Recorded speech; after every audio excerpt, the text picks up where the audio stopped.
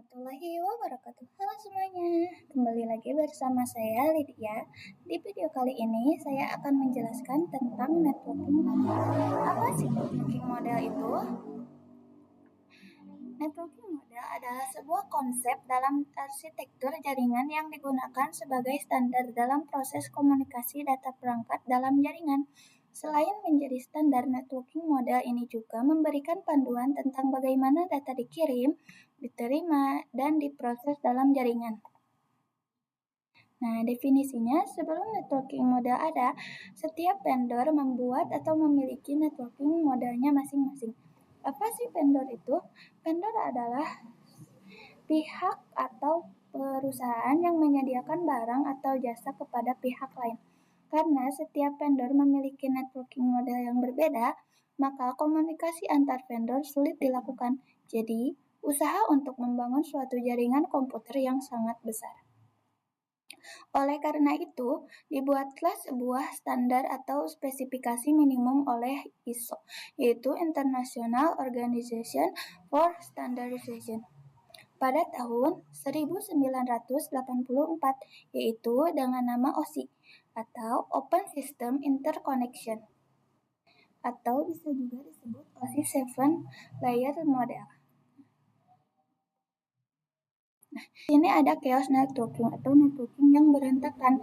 Nah, bisa teman-teman lihat di sini tidak tersusun ya teman-teman, ada application dulu, ada encryption, ada address of the service, ada sending message, ada tower, ada dan lain-lainnya. Nah, ini before dan ini adalah afternya, yaitu model networking. Nah, di sini Kak, teman-teman bisa lihat ya tersusun rapi. Dimulai dari application, presentation, season, transport, network, data link, dan physical. Nah, bisa teman-teman lihat before dan afternya ya teman-teman. Jadi, setiap vendor atau perusahaan memiliki aturan yang sama sehingga kita memudahkan untuk belajar ataupun kita berkolaborasi dengan vendor lainnya. Nah, networking ada dua, yaitu networking sekarang menggunakan TCP atau IP lebih less formal dibanding OSI. Sebaliknya, karena OSI lebih kompleks, maka sering digunakan untuk kebutuhan edukasi. OSI ini lebih digunakan untuk edukasi ya teman-teman, yaitu seperti pembelajaran, jadi agar lebih mudah oleh audiensnya. Nah, ini pengertian OSI model. OSI model adalah model jaringan internasional organization yang membagi komunikasi menjadi 7 layer agar perangkat dari berbagai vendor bisa saling terhubung. Model ini dibuat untuk mengatasi chaos networking. Dan meskipun jaringan sekarang lebih banyak menggunakan TCP/IP model, OSI tetap digunakan untuk pembelajaran karena lebih terstruktur. Di sini ada cara kerja TCP/IP. Nah, yang pertama, memecah data menjadi paket kecil. Cara kerja pertama yaitu memecah data menjadi paket-paket kecil sebelum ditransmisikan ke media lain, yang disebut layer. Nah, yang kedua, paket dikirimkan melalui router. Router berfungsi untuk mengirimkan sekaligus menentukan rute pengiriman paket data. Nah, yang ketiga, paket berhasil dikirim ke tujuan. Jika paket sudah terkirim dan sampai di alamat tujuan, selanjutnya layer TCP atau IP akan menjalankan tugasnya masing-masing, mulai dari penerjemahan sinyal menjadi data, hingga akhirnya disusun menjadi sebuah file utuh. Kerja TCP atau IP. Nah, di sini ada pengirim dan penerima. Nah, pengirim ini akan mengirim paket data ini. Nah, paket data ini akan melalui yaitu router. Nah, dan sampai ke penerima. Penerima tidak asal diterima mentah-mentah ya teman-teman. Ada prosesnya dulu seperti memfilternya dulu atau memeriksa paket data ini. Kalau sudah diperiksa, nanti akan menjadi file. Lanjut. Nah, di sini ada struktur OSI dan TCP/IP model. Nah, di sini ada OSI dan TCP/IP. TCP/IP ini dibagi menjadi 2 bagian. Ada yang 4 layer, ada yang 5 layer. Nah, kita bahas OSI dulu. Nah, OSI terbagi menjadi 7 layer. Yang pertama physical, data link, network, transport, season, presentation, dan application. Nah, di sini kita bahas TCP/IP yang 4 layer. Nah, TCP/IP ini yang pertama application. Kenapa tidak ada presentation dan season? Karena presentation dan season diringkas, itu menjadi application. Nah, yang kedua ada transport. Nah, yang ketiga network menjadi internet. Data link dan physical diringkas menjadi link. Nah, yang ini TCP/IP layer 5 layer. Nah, sama ya teman-teman, diringkas jadi application. Nah, transport menjadi transport, network menjadi network, data link menjadi data link, physical dan physical. Jadi sama saja ya teman-teman dari sininya. 1, 2, 3, 4 sama. Nah, lalu kita ke pengertian application layer. Lapisan aplikasi. Melayani antarmuka untuk aplikasi atau perangkat lunak untuk berkomunikasi melalui jaringan. Protokolnya yaitu HTTP, FTP, SMTP, dan lainnya. Nah, di sini ada proses application layer. Nah, di sini ada user. User akan mengirimkan URL ke browser. Browser akan meminta HTTP request ke website. Nah, website ini akan meminta HTTP respon ke browser. Lalu browser mengirimkan web page ke screen.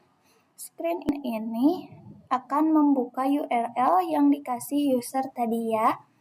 Nah, lanjut kita coba ke Chrome.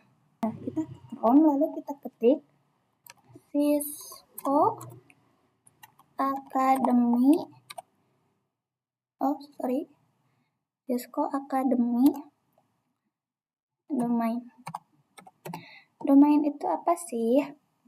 Domain adalah alamat website internet. Nah, kita coba ke Cisco Academy domain. Nah, di sini kita lihat ya teman-teman, tidak bisa dibuka karena ini tidak ditampilkan untuk publik. Di sini ada not secure, yang artinya tidak aman. Jadi tidak sembarang orang bisa melihat. Hanya orang-orang tertentu saja yang publik. Kita coba masuk ke YouTube lumayan. YouTube. Nah, yang kedua yaitu transport layer atau lapisan transport, mengatur pengiriman data dan memastikan keandalan komunikasi antar aplikasi pada host yang berbeda. Protokol utamanya yaitu TCP dan UDP.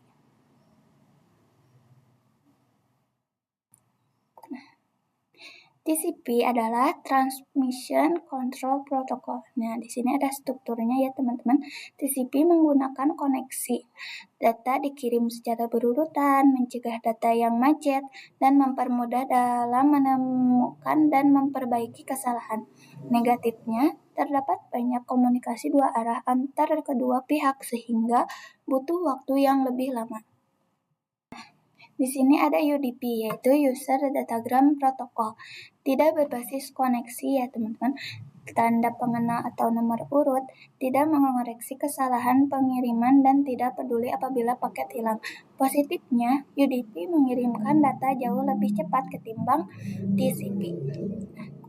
Perbedaan TCP dan UDP adalah TCP menggunakan koneksi internet atau berbasis internet. Nah, kalau UDP tidak berbasis koneksi. TCP itu mengirim data secara berurutan sehingga mencegah data yang hilang. Beda halnya dengan UDP. UDP itu tidak mengoreksi kesalahan. Jadi kalau ada paket yang hilang, UDP itu udah gak peduli. Nah, selanjutnya fungsi utama TCP atau IP model. TCP atau IP model lebih berfokus pada fungsionalitas dan efisiensi dibandingkan dengan OSI model, dengan fungsi utamanya yaitu menyediakan standar komunikasi dalam jaringan dan internet, mengurangi kompleksitas dengan menggabungkan beberapa, menyederhanakan protokol dengan hanya menggunakan 4 lapisan inti. Nah, ketiga, network layer adalah lapisan dalam model jaringan yang berfungsi untuk mengatur pengiriman data dari satu perangkat ke perangkat lain melalui jaringan. Dengan cara menentukan alamat tujuan menggunakan IP address, memilih jalur terbaik yaitu routing, serta memastikan paket data sampai ke tujuan yang benar. Untuk network layer hanya terdapat satu contoh yaitu IP.